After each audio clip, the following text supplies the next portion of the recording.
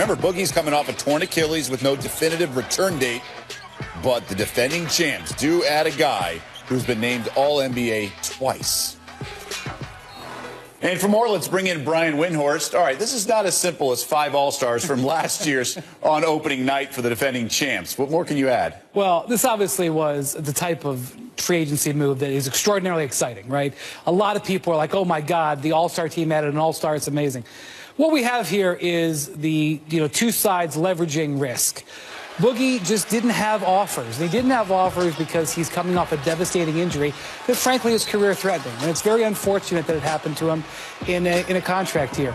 And then, obviously, it's obviously an incredible opportunity for the rest of their team to, rally around the moment. It's something that brings a lot of freshness into the season. That's something that the Warriors are really thinking about. Right. And they can rally around him during the year. We have to realize here, this is a very serious injury. It's typically a 12 to 15-month recovery time frame. Not necessarily to where you're back on the court, but where you're playing like yourself again. Now, last year, we saw Rudy Gay come back in 8 months. He hurt the injury. He hurt himself in March, came back for training camp. That's abnormal. DeMarcus is hoping he's going to be fine. We're just going to have to wait and see. But they didn't give him a $100 million contract. They didn't even give him $10 million. And for Boogie, if you're going to spend a whole year rehabbing, why not spend a year having fun around the Warriors, competing for a championship and have a great chance to win a ring? It's a great risk-reward for both sides, but it is not reshaping what the Warriors are going to look like. They're definitely going to still be the same team. They're just going to have this guy potentially joining them late in the season. Warriors were already less than even money to win the title next year in Vegas. The odds did even swing further less than even money. Yeah. Let's talk about his former teammate, Rajon Rondo, joining LeBron. Now, when we knew about LeBron going to the Lakers, we're thinking maybe Kawhi Leonard and or Paul George. Instead, it's Rondo, Lance Stevenson, JaVale McGee, a cast of characters, for lack of a better word. That's good. What are you hearing in NBA circles in terms of a reaction? Talking to league executives out there, they don't have any idea what the Lakers are doing. These are not conventional moves. This is not the way the teams have built around LeBron for the last 8 years as he's gone to the finals. It's low on shooting, low on guys who fit together. It is high on guys who are fearless. I'll give them that. But I will say this: we're still early in July. Things can happen. There can still be trades. The Lakers are not a complete team yet. They have some other things that they can do. But as far as the immediate moves after LeBron, these are going to be scrutinized for months because they had a window to do a lot of things here, and the path that they've taken, let's just say, is a little bit thorny and a little bit unexpected. NBA personnel, I don't know what they're doing. Brian Windhorst always knows what he's doing. Joining us.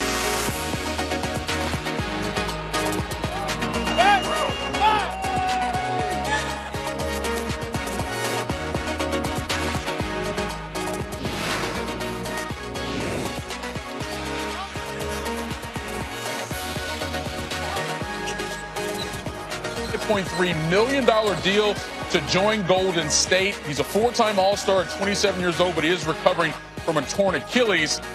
Question mark when he'll be back to the lineup. He says training camp, the team expecting later. He averaged 25 points, 13 rebounds, and 5 assists before his injury last season. Woj joins us now. We heard from Mark Spears, who spoke to Boogie Cousins a little bit earlier, but more levels to this deal and how it played out. Woj, what have you learned?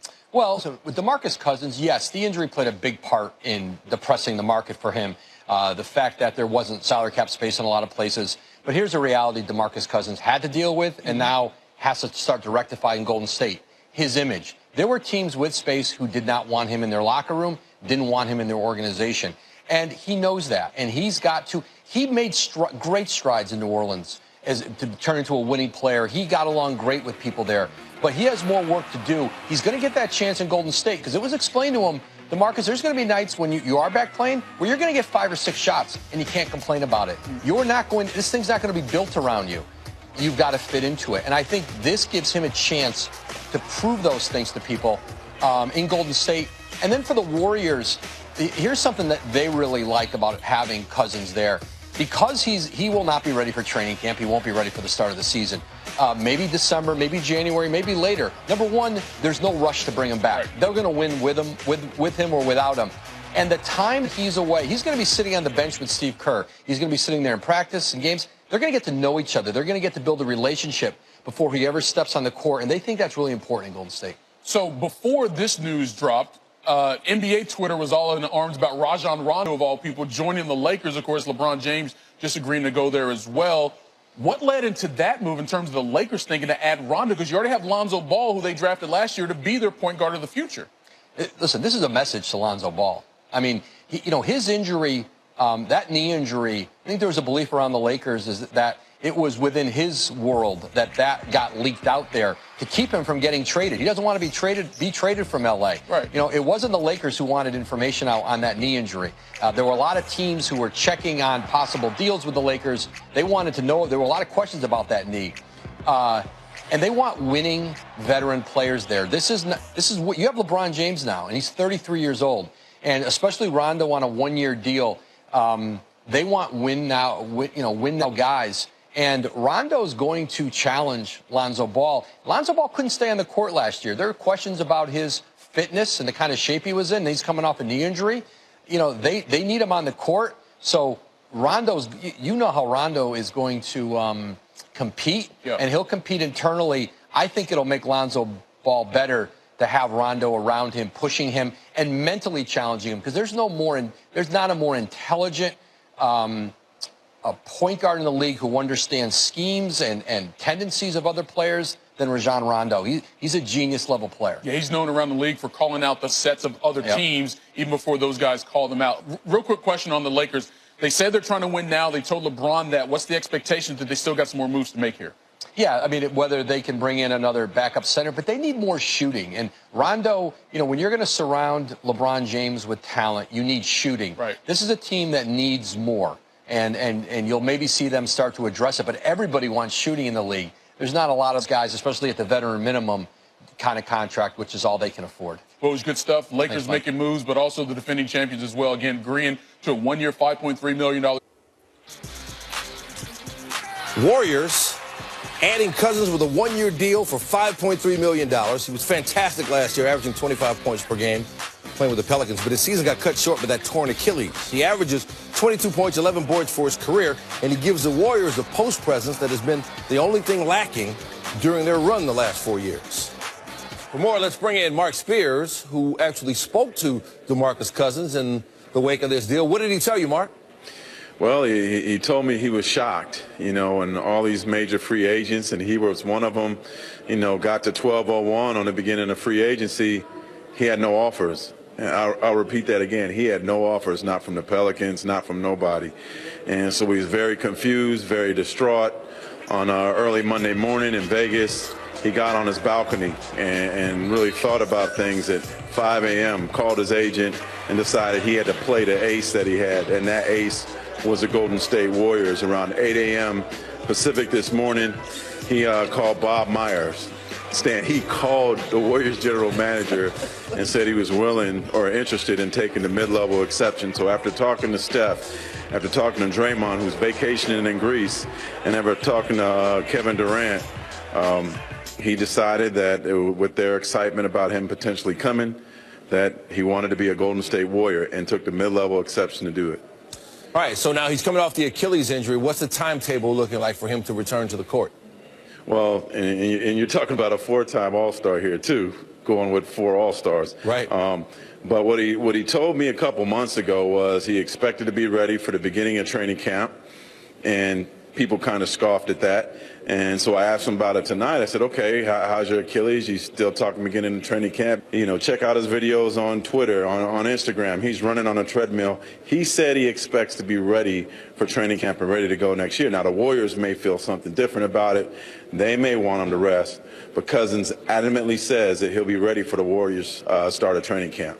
So it seems like the read on this is that he's coming off the Achilles injury, and he wants to play himself back into full health. And his thing was, this was the best of a nightmarish scenario. You have no offers. Okay, so what do you do? He probably could have conjured up a decent deal with a bad team. This guy is tired of losing. I'm in Sacramento where he lost a lot of games. He's ready to win. He wouldn't give me details of who else he talked to or considered for a mid-level, but he is super ecstatic. Obviously, the money isn't something to be ecstatic about for him, but he's super ecstatic about being able to play. As he said, I get to play with the champions. And for somebody that's lost as much as he has to potentially win a championship, it certainly makes the ease of losing so much money easier. All right, Mark Spears with the latest on the DeMarcus Cousins signing. Mark, we appreciate it. All right, Stan. All right, so NBA Twitter is always the best, and they're having a blast with it. You saw Steph Curry. He's already called him the third Splash Brother. Joel Embiid, if you're not following him, you're not doing it right. He has to weigh in. He said the NBA is nuts, also the best league. Then there's still time to change your mind. And he also says, let's pull a DeAndre Jordan and just trust it. You remember Jordan backed out on that deal with the Mavs. For perspective, let's bring in our Michael Wilbon here on SportsCenter. Michael, what's your reaction to this news?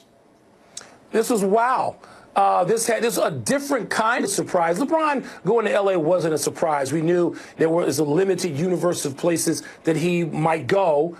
Boogie Cousins going to Golden State, I don't think a lot of people were thinking about. Last night we were talking about the possibility early in the evening of him joining LeBron in Los Angeles. And now to go to the Warriors, it's also a wow because the element that the Warriors had not had was a big man who can do everything. I realize Boogie Cousins, of course, is coming off of an Achilles tear. If he can come back and be close to himself, the player that we saw last year where he was averaging more assists than anybody playing that position since Wilt, it brings several dimensions to the Warriors that they hadn't had, and they don't have to depend on him. They don't have to get a certain kind of performance from him every night. But if he goes out and delivers anything approaching what we saw last season on any kind of semi-regular basis, that's an enormous upgrade, it seems to me, from what the Warriors have had there. Yeah, this could be a classic case of the rich getting richer. And, Michael, as you very well know, the NBA is the least or most predictable of all the sports, as you say, largely because of the best-of-7 format. What would you like, if anything, to see changed? You know, I'd like to see, speaking of format, I'd love to see the league go back to best-of-5 in the first round. That's probably the only change. And I think the finals, if we're talking about travel, I'd love to see 1 through 16 seeding. To do away with the conferences. I know Adam Silver has said travel's the issue, but LeBron's joining the Western Conference, moving to the Western Conference, could be the tipping point in that. But I think all of these things are going to be on the table for discussion, particularly among the Western Conference teams, looking at some of those teams that could win 49, 50 games, possibly be left out of the playoffs. Yeah, Denver Nuggets were one of those teams just missing the playoffs a season ago. Of course, Paul Millsap injury contributed to that. That's our Michael Wilbon joining us here on Sports. Cousins agreeing to a one-year, $5.3 million deal with the Warriors, according to Adrian Wojnarowski. A source told Stephen A. Smith that all the players and Steve Kerr signed off on the addition of Boogie with the feeling that it's a low-risk move. The 27-year-old four-time All-Star, still recovering from a torn Achilles, is not expected to be back on the court until around Christmas or even after New Year's Eve. But he told Mark Spears he wants to be back by training camp. Now, the Warriors, as you might imagine, already the overwhelming favorites to win the title when free agency began. Even money, according to Westgate Las Vegas Superbook. Now, their odds did move to -110 after LeBron agreed to join the Lakers. So what happened when Boogie joined the Warriors? Well, those odds are now -150, which means you have to risk $150 to win $100. We're joined now by Michael Wilbon. And, Mike, we've been talking over the last couple of days about all these moves and what it means for the league. When you heard that Boogie Cousins was joining a team that already had 4 guys that were all-stars last year, now making it 5 in the starting lineup, what was your reaction? Laughter, Mike. I just, you just think, okay, Golden State literally must have been chuckling to themselves. I mean, you wonder, we're going to find out, of course, more soon about the details and how long this was in the works. When did they say to themselves, when did Bob Myers and Steve Kerr and the staff say, you know what, we can upgrade here? And talk about an upgrade. What's the one dimension, the one element that the Warriors have not really had during this entire run? A dynamic big man. A big man who, brings more than just a specific element. They would plug and play. We're going to bring in a guy who's a better passer now, bring in a better defender, bring in somebody who can, play some pick and roll. No. With Boogie Cousins, and we don't know what his recovery situation from his Achilles is going to be. People have come back frequently now, increasingly, from ACL tears and torn up knees and all dimensions. But the ACL has given a lot of people problems that they don't recover from still. If Boogie Cousins can come back and be mostly himself, He brings something in that position that the Warriors have not. Chúng nóng xanh điếu với trà xoài vi diệu. Lipton Ice Tea xoài mới. Have not had, and they must be chuckling to themselves now. Yeah, Cousins was averaging 25 points, 13 rebounds, and 5 assists before he tore that Achilles tendon back on January 26. You know, so much of the reaction, Mike, that I've seen so far, at least in social media, so they take that with a grain of salt, has been overreaction, especially from fans that aren't from the Bay Area, saying that you do this, you're just ruining the NBA. The season's not worth watching anymore because they're going to win another title. What say you to the overreaction that we seem to be getting from saying that this is actually ruining the NBA? Michael, I'm a lot older than you. I don't pay that much attention to Twitter and Instagram or any of it. You characterize it properly when you sort of hedged. You know, that's not going to set the barometer for me in terms of the kinds of attention I pay to the NBA. Were the Golden State Warriors supposed to just sit by and let everybody else make improvements to their teams and do nothing? No, that's not the way any enterprise that's competitive works. So, you know, that's a reaction I won't be dealing with in any sort of depth because I'm not paying any attention. If you're the Golden State Warriors and you see that teams are coming after you, that free agency now, people move, and they move in interesting ways. I mean, it doesn't necessarily mean that you're joining or putting together a super team, but people understand what it is. Look at what Houston did last year. And now you have the Lakers in the mix, and Houston still, despite the loss of Trevor Ariza, they're still coming. And so the Lakers, it may take another year, but the Warriors are supposed to do what? Say, oh, we don't want to get too far ahead of the field. We don't want to lap anybody, so we're just going to worry about social media and stand pat. No. They sought to improve their team. And you can't take, you know, I hear other things, Michael, about people talking about how, oh, the Warriors are going to be set for years and years and years. Nothing in the culture today has that kind of shelf life. So the Warriors are trying to win one more, this one.